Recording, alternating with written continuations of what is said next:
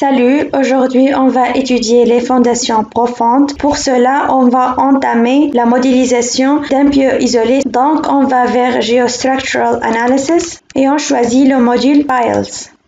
Ok, alors on va vers projet et on va remplir ces cases avec les données du projet. Pour cela, on a choisi en tant qu'exemple le projet de construction d'un bâtiment avec 2 sous-sols, un rez-de-chaussée et 8 étages. La partie de l'étude est la justification d'un système de fondation profonde, la description pieux par compactage, le client est JWorks, Other, l'auteur et notre bureau d'études Simpro. Le système des unités, donc on choisit Metric, on va vers Settings, puis Select Settings et on choisit la norme française qu'on va travailler avec. Donc, OK. On va vers la commande Profile. Cette commande nous permet de préciser la profondeur de chaque couche. Les profondeurs sont déterminées à partir de la mission G1, comme cet exemple-là, et le logiciel nous donne l'épaisseur de chacune. Donc, on va vers Modulus, on sélectionne Constant. Oui, on choisit la commande Soils. Cette commande nous permet de spécifier le type et les caractéristiques de chaque couche, donc le nom de la couche. On choisit la couleur et le motif correspondant. Puis on va entrer les données suivantes. Le poids volumique, les paramètres de rupture, l'angle de frottement 25 degrés par exemple, la cohésion 0 pour le sable, le coefficient de poisson 0,4. Puis on va insérer le module odométrique 26 mégapascal, le poids volumique de saturation 24 kN par mètre cube, l'angle de dispersion est à 25 degrés. Donc OK, et on fait la même chose pour les autres couches. Une fois on a terminé les types des couches, on va vers la commande Assign. Cette commande permet d'attribuer chaque épaisseur avec le type de couche correspondant. Donc, après avoir terminé toute la coupe géotechnique, on va vers Load pour insérer les chargements. Donc dans notre cas, on n'a qu'un chargement vertical d'intensité 920 kN,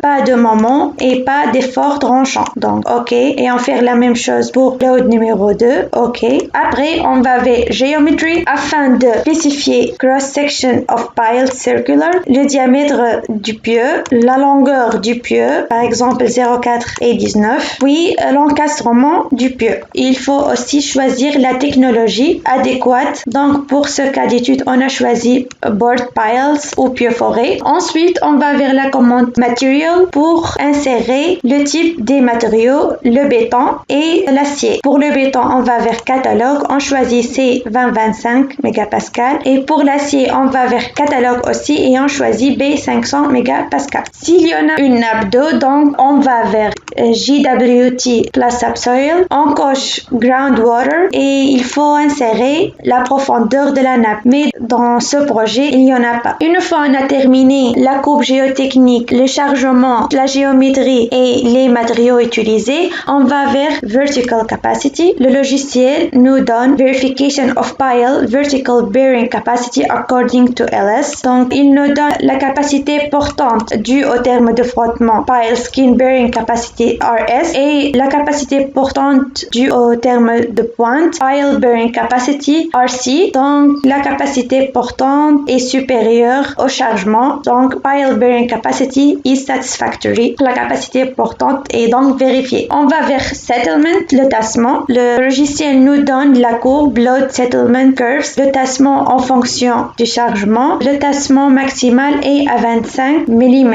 pour un chargement de 1951,7 kN, c'est-à-dire 2,5. Puis on va vers Horizontal Capacity. Alors, le logiciel nous donne les diagrammes de déplacement, de l'effort tranchant et du moment. Ensuite, on a Pile Reinforcement, c'est-à-dire le ferraillage du pieu. Donc, on choisit des armatures de diamètre 12. Number of bars, le nombre de barres est 6 barres. Cover l'enrobage est à 50. Results, les résultats sont admissibles. Pour finir et pour avoir une note de calcul bien organisée, il faut ajouter quelques images qui doivent être représentées dans cette note de calcul. On choisit Project, Add Picture, Soils, Add Pictures, Load, Add Picture, Geometry, Add Picture, Vertical Capacity.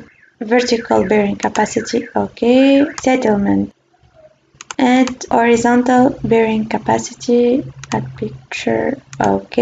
Pour avoir la note de calcul, on va vers la commande File. Oui, on choisit Print Document. Pour imprimer le logo de notre bureau, on va vers l'icône Header and Footer. Donc, on choisit Insert Company Logo et OK. Voilà. Pour avoir notre note de calcul sur format PDF, donc on va vers Document, Save As, puis enregistrer. Et on a fini notre projet. Merci pour votre attention et à la prochaine.